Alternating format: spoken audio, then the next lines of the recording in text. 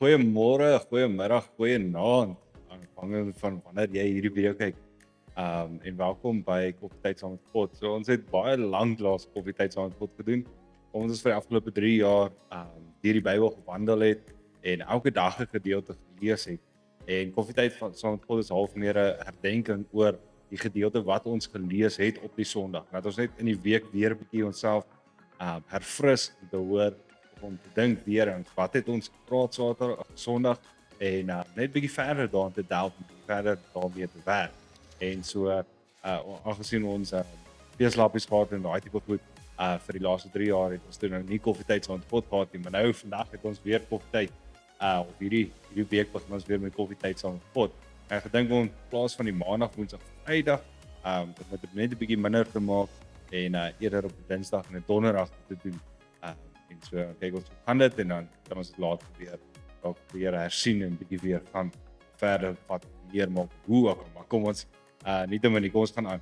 So ons het gelees Sondag 1 Korintiërs 10 vers 31 tot en met 1 Korintiërs 11 vers 1. En ek wil net sommer weer begin deur dit vir ons te lees en dan kan ons sommer 'n bietjie verder daaraan dink.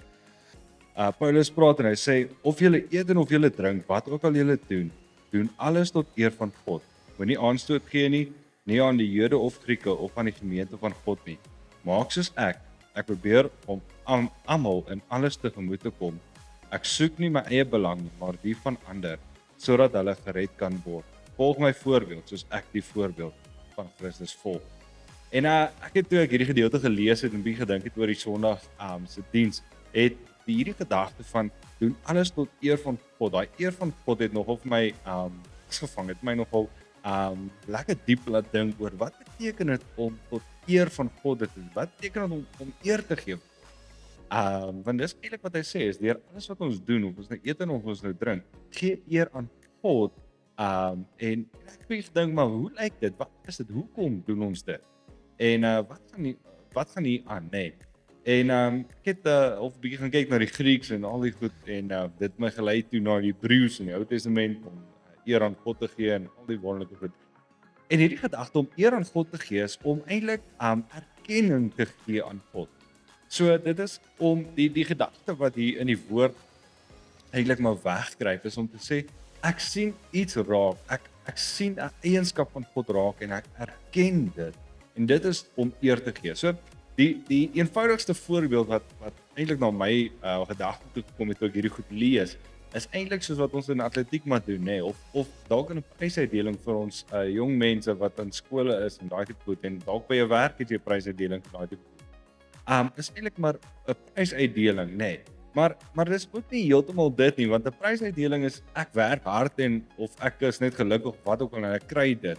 Maar erkenning of eer te gee is ek sien 'n eienskap van God raak en ek noem dit. So dis nie iets wat God reg gekry het nie. Dis nie iets wat hy per ongeluk reg gekry het. Dis iets wie hy is en ek sien dit raak en ek gee vir hom eer daarvoor.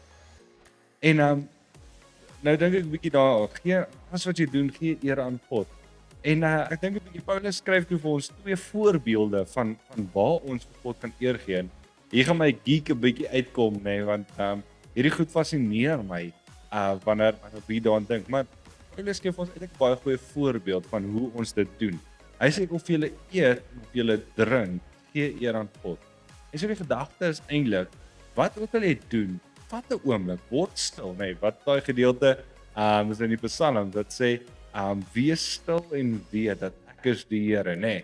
En dis eintlik die gedagte is wat ook al jy doen, of jy nou asemhaal, of jy nou sit, of jy dalk nou Bybel lees, of jy dalk nou hierdie sê 'n podcast, of jy nou hierdie koffietyd saam met God luister, wat ook al jy doen, word 'n bietjie stil en besef net waarmee jy besig is.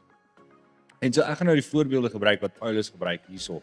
En ek wil 'n bietjie ietsie net met julle daaroor share, nê. So in die eerste plek Paulus sê of jy nou eet en of jy nou drink. Nou soos ek sê, ek is nou 'n bietjie hierdie goed fascineer my verskriklik, maar julle weet ek hou daarvan om groentetuine te hê en daai. En ek het nou die dag het ek net 'n bietjie gedink. Imagine net hoe wonderlik God die plante en die aarde en alles geskaap het. Soos jy plant 'n saadjie in die grond en uit 'n saadjie uit groei daar 'n klein plantjie. En soos wat hierdie plantjie groei, as jy dit nou lekker vinnig kyk, nê, dan lyk dit amper asof hierdie plantjie dans. Soos wat hy groei en soos wat hy na die son gaan en soos wat hy water kry en al die goed. Dit lyk amper asof hy dans voor die Here, nê.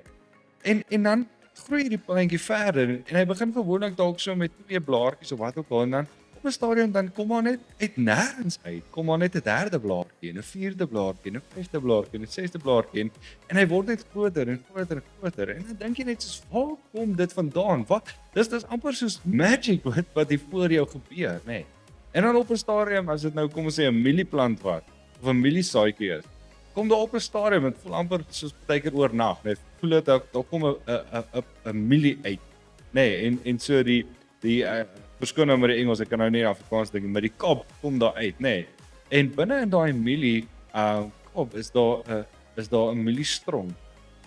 En op 'n stadium kom hier sulke haartjies uit die mielie uit. En elkeen van daai haartjie is gekonnekt aan 'n put, 'n mielieput binne in daai strong.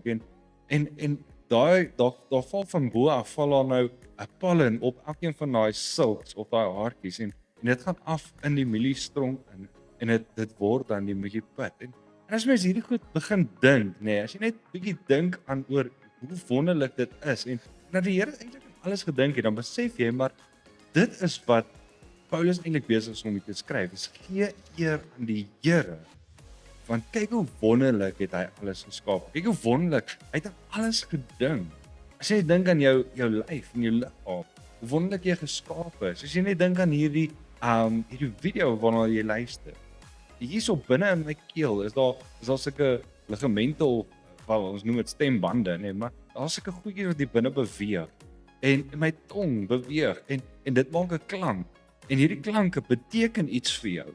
Jou ore kan dit hoor. Jou ore hoor hierdie klanke en jou oor hier binne is daar 'n drom en hy vibreer en soos wat hy vibreer is hy besig om 'n sein eintlik te stuur na jou brein toe. En dit beteken iets. Die klanke wat hier uitkom beteken iets vir jou brein. Jy verstaan wat ek sê. En dan dink jy net dit is regtig amazing hoe alles gemaak is. En julle, daar's soveel goed wat mens kan.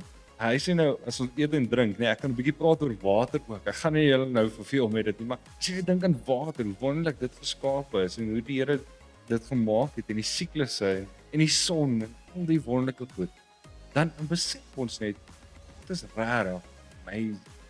En geen wonder die aarde is besig om te loof en prys. Geen wonder ons lees in Openbaring dat die engele dag en nag voor hom val en sing heilig, heilig, heilig, heilig is die Here. Hoe wonderbaar is hy, hoe groot is hy, hoe goed is hy. Dan besef ons maar daar's eintlik geen ander ding wat ons kan doen as om eer vir hom te gee nie. Want hy is werklik in sy wese, hy wonderlik en het aan elke dingetjie, selfs die kleinste dingetjie gedink. En hy het dit geskep. En so wanneer Paulus hier skryf, wat ook al julle doen alles tot eer van God. Dan dink ek in 'n manier wat hy ook hier skryf, is om te sê, waar jy mee besig is vandag, of môre, of die dag daarna, waar ook al jy mee besig is, word vir 'n oomblik net stil en besef waarmee jy besig is. En weet dat dit is God wat vir jou daai vermoë gegee het. Dis God wat dit gemaak het. Dis God wat jou, as jy besig is om te skryf dalk, dis God wat jou spiere binne in jou hand gemaak het, gevorm het en dit moontlik gemaak het vir jou om daai pen vas te kan hou en skryf. As jy dalk besig is om kos te maak, daai plante, God het dit gemaak en hoe wonderlik dit is hoe om te groei en al die wonderlike goed en dat dit vir jou voedingswaarde het en dat dit iets beteken vir jou lyf en jou liggaam. Dis God wat hierdie goed doen. En so wat Paulus hier skryf eintlik in 'n mate wat ek dink ons ook 'n bietjie moet dink vandag, is dat wat ook al ons word vir 'n oomblik stil, soos Psalm geskryf. Wees stil en weet God is die. Of weet dat hy kom. So wees stil vir 'n oomblik. Ergens waarmee jy ook al besig. Word vir 'n oomblik net stil en besef wie God is. En dan gee eer vir hom. Sê, praat op met hom en sê, Here, hoe wonderlik is dit dat ek nou hierdie groente kan sny. dat ek hierdie kos kan maak, dat ek met hierdie 2 vingers vir my 'n pen kan vashou en goed skryf op 'n bladsy wat ek weet. Dat ek met ander mense kan praat. Here, hoe wonderlik, skaap, hoe wonderlik is dat ek 'n lekker koppie koffie kan vashou en drink en dit kan geniet. Here, hoe wonderlik. Het U nie alles net gemaak nie. En so, kom ons doen dit dan ook vandag. Wat ook al ons doen, word eers vir 'n oomblik net stil en besef, die kar bestuur word net stil in daai oomblik en sê, Here, hoe wonderlik is dit dat U nie vir iemand die gedagtes en die idees gegee het om die kar te kan bou. My die vermoë gegee het om te kan stuur en ons gee dan ook vir die Here eer. Mag jy 'n wonderlike dag verder hê, mag jy 'n wonderlike week verder hê en selfs weer 10 delf bietjie. Mag jy 'n wonderlike